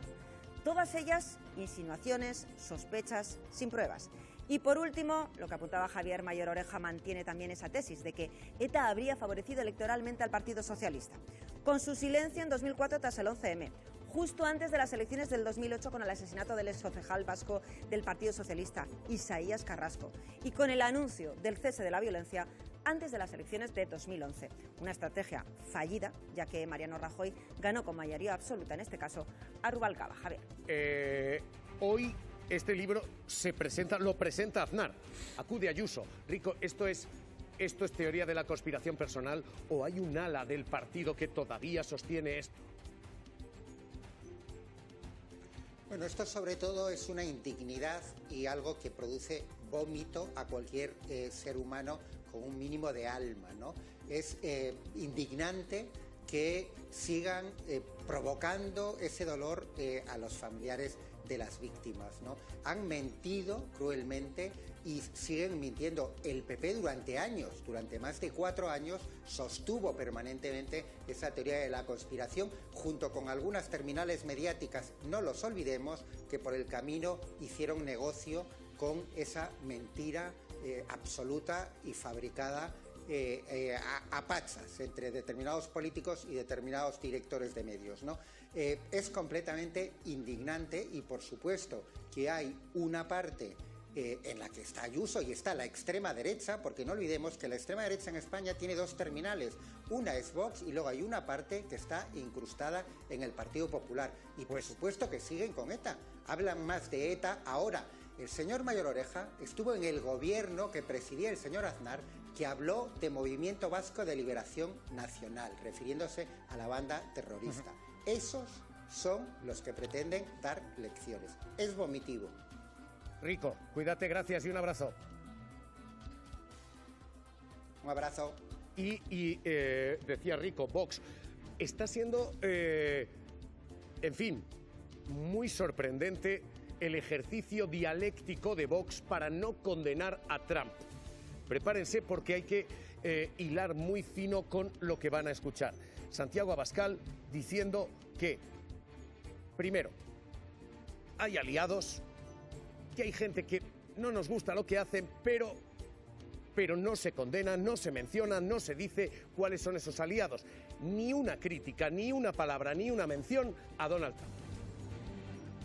Tenemos aliados internacionales, eso no significa que coincidamos con todos esos aliados en todo, pero esos aliados internacionales defienden, nos gustará más o nos gustará menos, defienden sus propios intereses nacionales, los suyos. Esos intereses nacionales de ellos a veces no serán buenos para los españoles, pero nosotros comprendemos a los líderes patriotas que defienden lo suyo. Nosotros defendemos a los líderes patriotas que defienden lo suyo. Esto no es una crítica a Trump, esto es un elogio a Trump. Esto es, ¿qué es? Porque, Marta Ita, Vox preguntados, lo que dicen es que esto de la guerra no le preocupa a nadie. Pues sí, Javier, que mantener aliados internacionales, dicen en Vox, no significa compartir todas sus decisiones, pero claro, tampoco las cuestionan públicamente. De hecho, ya lo han visto, el líder de Vox, Santiago Abascal, evita criticar a Donald Trump y, por tanto, reitera así su sintonía política con el presidente estadounidense y esa ofensiva que mantiene en Irán. El líder del partido de ultraderecha asegura además que lo ocurrido no solamente en Irán, también en Venezuela o en Groenlandia, ojo, no forma parte, según su opinión, de las principales preocupaciones de los españoles. Yo cuando camino por las calles nadie me habla de Groenlandia ni me habla de estas preguntas que ustedes legítimamente me hacen, los periodistas, y tienen que hacer, porque no es la principal preocupación de los españoles. No hay críticas a Trump. Comprendemos, es literalmente la palabra. No hay críticas a Trump. A Sánchez sí. Todo lo que diga sobre una guerra ya es que nos importa un bledo. A Pedro Sánchez le gusta más una guerra que a un tonto un lápiz. Pedro Sánchez se agarra a cualquier guerra pasada, la guerra civil española, presente o futura, con tal de que no se hable de su corrupción.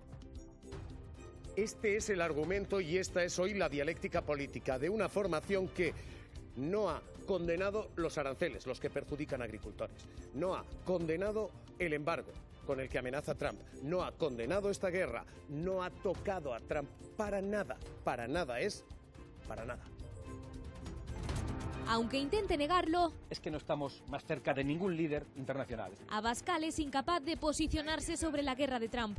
Todo lo que diga sobre una guerra ya es que nos importa un bledo. Porque para él, y no es la principal preocupación de los españoles. Y ante un conflicto que tiene el rechazo de buena parte de las principales potencias internacionales, Abascal defiende a Trump. Comprendemos a los líderes patriotas que defienden lo suyo. Pese a que pueda afectar a los intereses de España. Supongo que el presidente de los Estados Unidos defiende sus intereses lo mejor que cree. Abascal es incapaz de condenar hasta un posible embargo comercial con el que amenaza Trump. Me parece que es algo provocado por Sánchez deliberadamente. Criticando el rechazo de España a que Estados Unidos use las bases de Morón y Rota para la guerra. Pedro Sánchez ha sido el único líder en toda Europa que ha entorpecido esa operación. Poniendo siempre en el disparadero político a Sánchez. Se disfraza de pacifista y a la vez mandamos una fragata. Le acusa de utilizar la guerra para beneficiarse. Le gusta más una guerra que a un tonto un lápiz. Y frente al pulso de Trump contra España, le pide a Sánchez que calle. Creo que el mejor papel que podría jugar Pedro Sánchez es el de estar callado. No es la primera vez que el líder de Vox sale en defensa de Trump. Santiago Abascal. Así respondía a los medios sobre los aranceles impuestos por el mandatario americano. Aquí el mayor arancel que estamos padeciendo es el sostenimiento de la casta corrupta. Para Abascal, hablar del escudo social es un auténtico insulto. Y es que en medio de una guerra, Vox se convierte en la cúpula de hierro sobre Trump en España. Arroyo. Es que además de falso patriota, pues que somos perdón. dos arroyos esta vez, Dale, es que además de falso patriota Abascal, que eso es lo que a mí me encanta, es como dice unas mentiras como a nadie le importa la guerra, perdóname. Yo esta mañana he hablado con un montón de gente, a todos nos preocupa el alza de la gasolina, el alza de la hipoteca, el alza de los alimentos. Nos preocupa también cómo nos va a proteger el gobierno, las cosas que tiene que hacer para que en efecto nos cuiden. Y este va y dice que a nadie le importa la guerra, bueno, a nadie de los suyos probablemente. Luego, ha llamado líder patriota a Donald Trump. Lo ha llamado líder patriota, claro que lo ha halagado de aquella manera. ¿Qué es lo que pasa? Que no puede ir en contra de Trump porque aquí son como los juegos del hambre. Como se sabe que Donald Trump, porque lo ha dicho en su documento de Estrategia de Seguridad Nacional, va a financiar a las ultraderechas en Europa, en este contexto, hay una competencia entre Ayuso y Abascal por ver quién va a ser el candidato de Trump en España. Lo tienen clarísimo. Entonces no va a ir en contra de su principal financista. Y eso es lo que está haciendo Abascal, intentando evitar esa confrontación porque ahora la disputa es quién de los dos va a recibir la partida más grande del verdadero problema y la verdadera amenaza mundial que es Donald Trump. O sea, y por eso Abascal se queda calladito. ¿Lees esto como una guerra entre Aznar, Ayuso, hoy Mayor Oreja y Vox por el dinero de Trump, por el dinero de la que no lo digo yo, lo dice el documento de Estrategia de Seguridad Nacional de los Estados Unidos. Vamos a financiar a las ultraderechas en este proceso de incivilización que está llegando a España por culpa, por supuesto, de las migrantes. Perdón, eso lo dice el documento. es por precisar, el documento de Estrategia Nacional de noviembre 2025, lo que dice Donald Trump, que le dedica muy poco tiempo muy poco espacio a Europa, lo que dice es que Europa en el 2050 será irreconocible y que únicamente será reconocible si los partidos patrióticos, eso sí lo dice, gobiernan, pero no dice que lo vaya a financiar. Solo dice que los gobiernos, que la única salvación que tiene Europa serán los gobiernos patrióticos. Ha hablado de apoyar ese tipo de movimientos. De hecho, hemos visto a gente pero apoyar no habla en absoluto de dinero ni de ¿cómo va a apoyar con una pancarta? Deducir de ahí que se va a financiar. Europa. Hemos visto pedir derrocamiento del gobierno de Starmer en Reino Unido, por ejemplo, por parte del señor. Pedro Piqueras. Pedro, ¿qué tal? ¿Cómo estás? Sí. Hola, Javier. Muy bien. ¿Cómo estás? Pedro, estamos viendo este movimiento. ¿Hay efectivamente una batalla por los afectos, los dineros, los apoyos de Trump? Bueno, claro que lo puede haber, evidentemente. De hecho, Trump, ya lo han dicho antes, ¿no? Él tiene un decidido apoyo a los grupos patrióticos que sabemos lo que es la extrema derecha, que ya se está metiendo de tal forma en el Parlamento Europeo que está, yo creo que doblegando muchas de las cosas que se pensaban desde dentro del Parlamento Europeo. Es decir, se ha creado un nuevo orden mundial, eso es cierto, o se está intentando crear. Yo creo que todavía no del todo, ¿no? Pero es un nuevo orden mundial sin reglas, salvo las que impone Donald Trump, con lo cual se crea una relación de señor y vasallaje, ¿no? Que es lo que está pasando, ¿no? Lo del discurso de la presidenta de la Comisión Europea fue muy llamativo y desde luego a mí me decepcionó muchísimo porque es una entrega total a ese nuevo orden mundial sin reglas. Pero bueno, lo que yo estoy viendo, perdóname Javier que me salga un poco de la pregunta, es cómo se justifica otra vez la vuelta a aquellos atentados del 11M, ¿no? Mira, aquella mañana yo estaba haciendo un programa de televisión en directo y cuando llevábamos apenas 40 víctimas, me llamó una persona bien interesante entonces, era el director de la Escuela Diplomática Española, se llamaba Ramón Armengol, ha muerto, y me dijo, Pedro, no digas la palabra ETA, no ha sido ETA. Es decir, este es un señor que tenía muchas relaciones, había sido embajador en Kuwait, jefe de asuntos consulares en Jerusalén, embajador en Amán, que fue cuando yo le conocí, y tenía, yo creo que un gran conocimiento de todo aquello. Después, en fin, después de que se dijera todo lo que ya habéis dicho, que dijo Aznar en aquel momento y que dijeron los ministros, el ministro Acebes, que era el que era ministro de Interior en aquel momento, pues hubo una sentencia del juez Gómez Bermúdez, una sentencia en la que decía que no había atisbo de relación de ETA con aquellos atentados y condenó a una célula islamista después, además de que se suicidaran varios islamistas, lo recordamos todos, en un piso de Leganés. No hay duda al respecto. Es decir, volver a renovar la mentira me parece un exceso y más en estos días, incluso por respeto a las familias de las víctimas de aquel momento. 200 víctimas que en fin, bueno, yo aquella mañana lo veo todavía con una tensión tremenda, cómo iban sumándose poco a poco víctimas, ¿no? Y que se siga todavía en eso me parece un poco, en fin, no voy a decir vomitivo, pero de luego como para echar una cortina y dejar de escuchar estas cosas, ¿no? Pedro, ¿tú crees que el movimiento de hoy de Aznar, la declaración hoy de Aznar, la presentación hoy de todos los días del calendario, hoy del libro de Jaime Mayor, lo que estás empujándonos de la guerra de Irak a entrar en la guerra de Irán? Bueno, por supuesto, él ya lo ha dicho, él prefiere que estemos en el lado de Estados Unidos y de Israel. Me llama mucho la atención cuando tanto Aznar como Abascal hablan de estar del lado de los aliados. He oído antes un argumentario parecido al que yo mantengo, pero mira, ¿quién es el buen aliado? ¿Es el buen aliado el presidente de Estados Unidos, que en un momento determinado decide atacar a Irán sin tener en cuenta en absoluto a los aliados? No informó de que iba a llevar a cabo esa acción. Seguramente se le podría haber avisado que existía el peligro de que se cerrara Hormuz y otras muchas cosas, ¿no? Él lo ha hecho por su cuenta, pero lo ha hecho, fijaos, después de haber intervenido en Venezuela y de garantizarse el crudo de Venezuela. Lo ha hecho después de eso. Es decir, ahora mismo, quienes van a pagar sobre todo las consecuencias de incremento del gasto, de incremento de los precios, de bajada de las bolsas, etcétera, etcétera, van a ser muchos países. Ellos ya se han garantizado eso. También les va a afectar, ¿eh? Y yo creo que al final la bolsa norteamericana pues puede caer y eso puede hacer que él cambie de opinión en algún sentido o que se piensen más las cosas. Pero es verdad, está actuando. ¿Esto es un aliado? Me pregunto otra vez, ¿esto es un aliado? Es decir, el otro día escuchaba decir, creo que era cierto, vamos, a Felipe González, no creo que se le clonara la voz ni nada por el estilo, que hablaba de que estamos ante un señor que es un demente, que es un loco y que tiene, bueno, pues el ejército más poderoso del mundo. Un aliado es el que puede amenazarte con subir aranceles, bueno, que te lo sube. Un aliado es el que te puede amenazar con el embargo, un aliado es el que te amenaza con tomar Groenlandia, sí o no, o por la fuerza. En fin, yo creo que cuando se habla de aliados yo prefiero tener buenos aliados y me gustaría que Estados Unidos recapacitara. Estados Unidos no, el presidente norteamericano, porque Estados Unidos evidentemente es un aliado, claro que lo es, pero su presidente no está actuando como un buen aliado. No puede pedir que seamos buenos aliados los demás. A esta hora la imagen sobre el terreno, la van a ver, es la de columnas de humo y bombardeos constantes sobre hoy Beirut, donde en Líbano hay ya 700.000 personas, camino de las 800.000 reconocidas por Naciones Unidas, desplazadas, huyendo de la zona, en crisis humanitaria. Y hoy la batalla salta de tierra al mar, porque hoy lo que está haciendo la Casa Blanca es bombardear barcos en el estrecho de Hormuz ante el temor de que siembren de minas esa ruta, la ruta del petróleo. Las imágenes que hemos visto son estas, servidas por el CENTCOM, por el Pentágono y por el Centro de Control y Mando Militar americano. Y lo que ahora mismo tenemos es una guerra que puede llenar de minas, sembrar de minas el estrecho y por tanto generar un daño ya no militar, ya no local, sino económico y general. Carla Cuña, esto es lo que a esta hora está todavía justificando la Casa Blanca.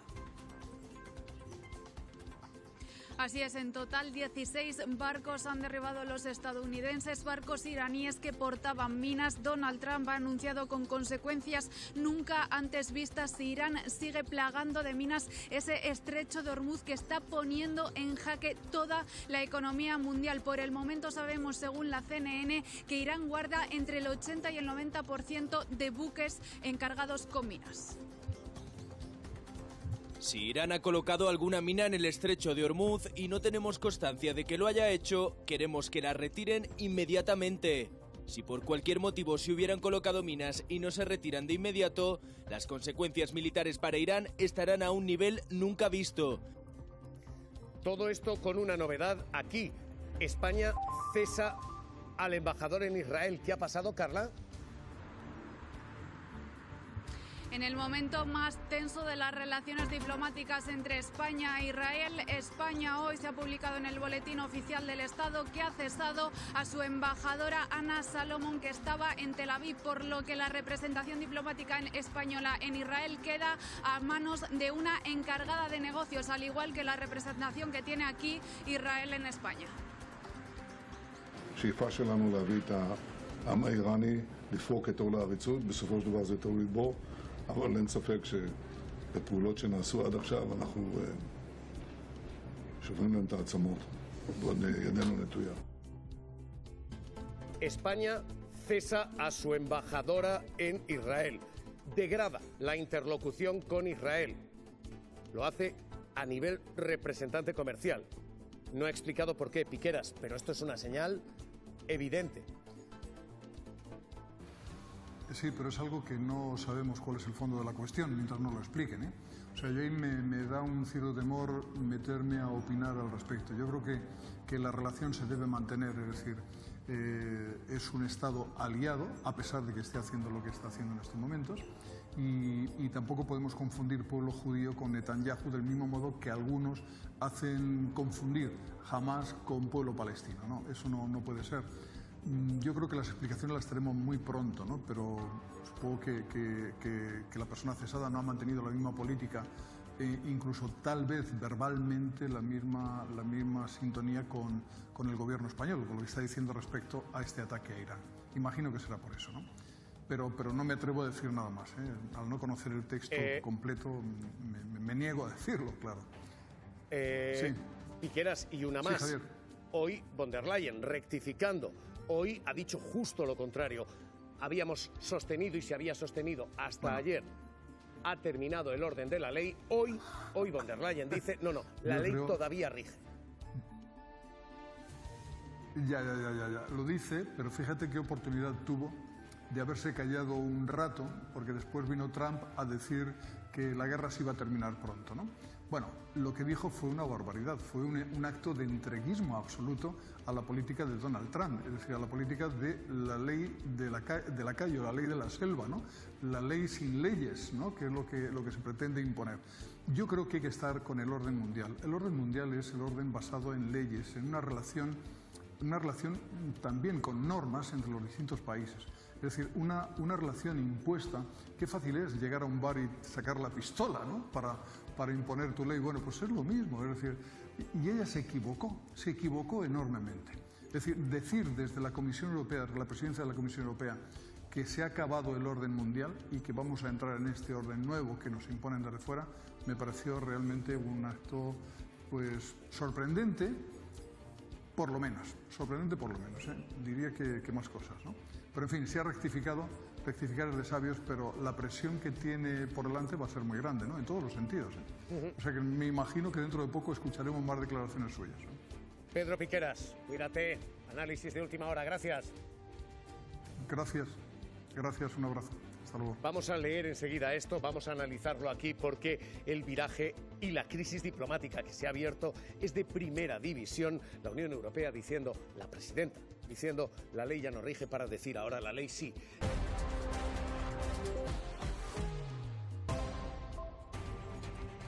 Hemos visto todos los escenarios de crisis abiertos.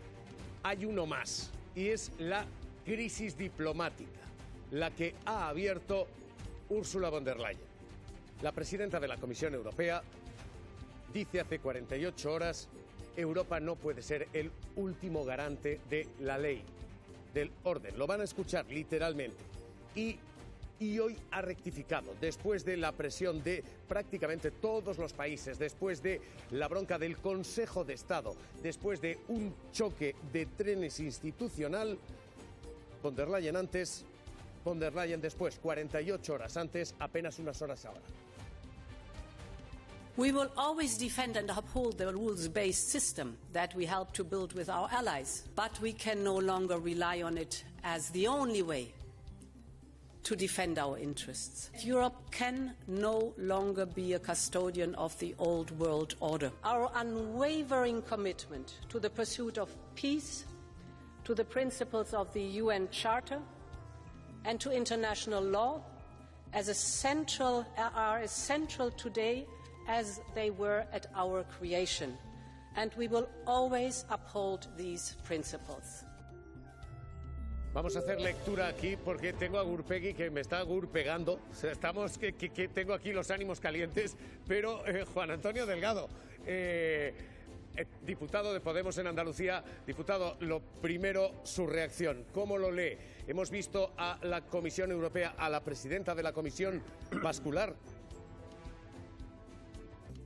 decir una cosa y la contraria. Yo creo que se ha convertido ya en la mejor embajadora de Donald Trump aquí en Europa, porque además a Donald Trump también le pasa lo mismo. Dice un día una cosa y al día siguiente dice lo contrario. Una señora que es, además, en sus ratos libres, podríamos decir, la presidenta de la Comisión Europea del Partido Popular, y nada nuevo. Es decir, ya ella se puso también del lado de Donald Trump con el genocidio de Gaza y viene repitiendo pues lo que hace mucho tiempo. Por lo tanto, yo creo que fue gravísimo lo que dijo de no respetar el orden internacional, y alguien pues la ha tirado también de... Es decir, no tiene mucho sentido que la presidenta de la Comisión Europea represente más a Trump, como digo, que a la propia Unión Europea, que además está entrando en el juego de Trump de dividir a la Unión Europea. Señor Delgado, no se me retire, pero digo que hoy solo hay dos personas que defienden a von der Leyen. La primera es el señor der Leyen y la segunda es Gurpegui, que lleva toda la mañana diciendo que no, que no, que no.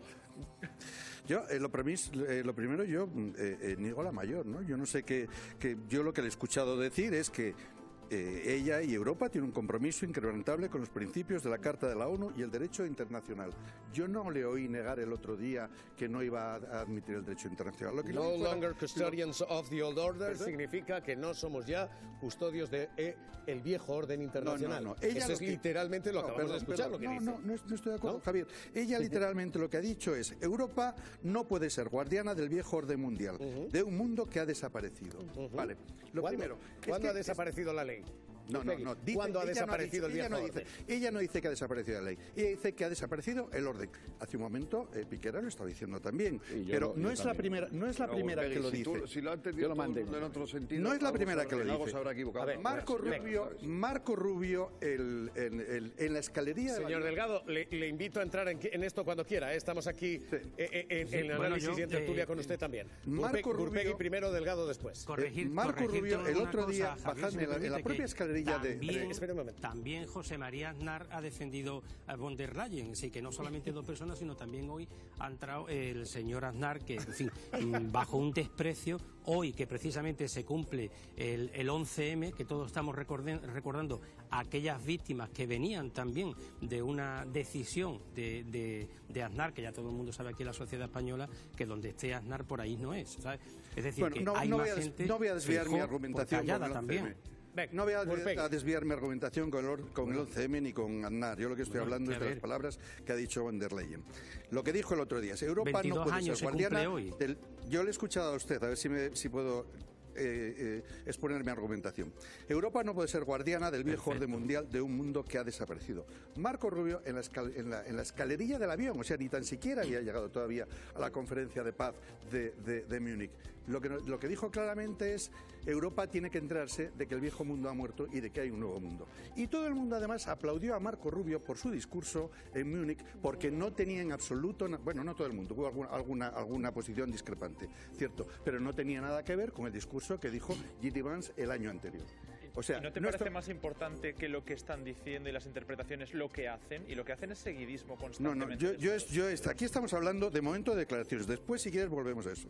Otra cosa que dijo: la UE no puede confiar en un mundo basado si Donald en normas. Trump no está respetando la normativa internacional y von der Leyen dice lo mismo, pues al final los hechos, no solamente las palabras, una civilización. Es que von der Leyen no ha dicho que no va a respetar la von der Leyen está diciendo que lo que ha hecho Donald Trump está muy bien, y lo que ha hecho Donald Trump es no respetar la normativa internacional, el derecho internacional. Claro, es que a la vez los dos, no. Espera un momentito, Delgado, venga, Gurpegui. Lo que está diciendo von der Leyen es que hay un nuevo orden internacional, y eso es cierto. ¿Por qué?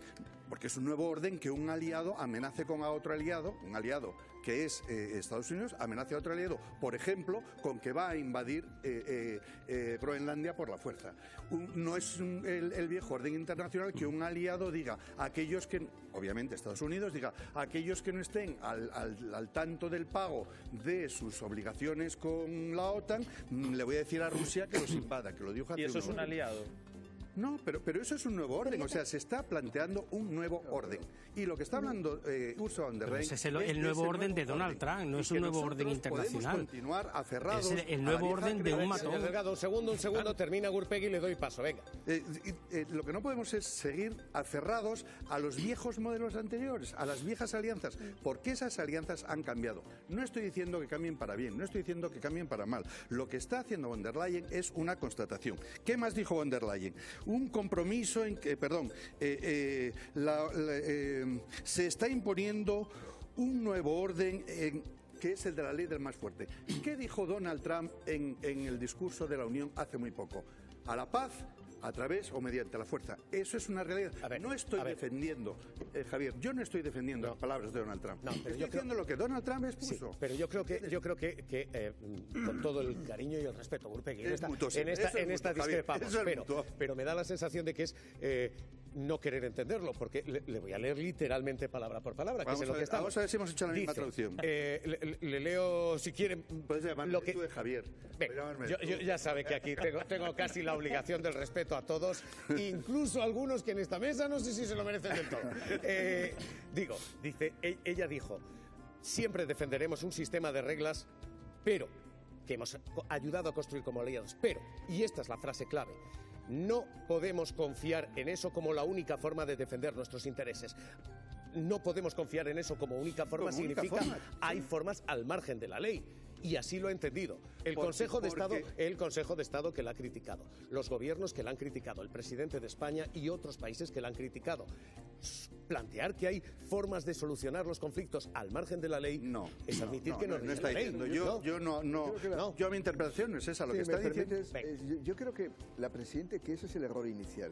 Es decir, la presidenta de la Comisión Europea no es una analista que simplemente describe la realidad que todos sabemos. El mundo está cambiado. Eso es evidente. La obligación de alguien que es presidente de la Comisión Europea es defender los derechos humanos, que son valores universales que vienen de la Carta de Naciones Unidas. Esa es la función que tiene que decir. Y si el mundo está cambiando, lo que tiene que decir la presidenta de la Comisión Europea es que yo voy a defender los derechos de los ciudadanos. Es lo que la misión. Ella no es una analista. Dejadme despedir a Delgado, que nos está escuchando, y quiero darle turno de cierre a él, y seguimos leyendo aquí. Señor Delgado, ¿usted cómo lo lee? ¿Hoy ha habido rectificación o no? Pues, a ver, lo primero, que no tiene nada que ver. Alianzas, uno se puede aliar con quien quiera, cuando quiera, donde quiera, con el respeto al derecho internacional. Es que son dos cosas muy distintas. Lo que está haciendo Donald Trump es no respetar el derecho internacional. Francisco Javier Herrero Arribas, Javi Momboro Polvorín, Carrión de los Condes, Web tienda online, Momboro Moda Capricho, momboromodacapricho.com, artículos personalizados Momboro Polvorín, momboromodacapricho.com. Inicio Momboro Modas tienda novedades. Visita mi web. También catálogo en WhatsApp. +34 664 828 044. Atención personalizada a cada cliente. Sin sistemas ni robots. Teléfono y WhatsApp +34 688 776 781. Contacta conmigo sin ningún compromiso. Estaré encantado de atenderte. Muchas gracias. Francisco Javier Herrero Arribas, Javi Momboro Polvorín, Carrión de los Condes. Online store, Momboro Moda Capricho, momboromodacapricho.com. Personalized items Momboro Polvorín, momboromodacapricho.com. Home Momboro Modas shop new arrivals. Visit my website. Catalog also available on WhatsApp. +34 6648 28044. Personalized attention for each customer. No automated systems or robots. Phone and WhatsApp +34 6887767781. Contact me with no obligation. I'd be happy to assist you. Thank you very much. Servicios. Diseño gráfico y multimedia. Creación y mantenimiento de páginas web. Diseño de moda exclusiva a capricho. Clases de informática presencial y online. Logotipos, folletos, carteles, vídeos, publicidad. Retoque y reparación de fotografías. Edición y montajes de vídeos personalizados, eventos, cumpleaños, carteles y vídeos, asociaciones, redes sociales.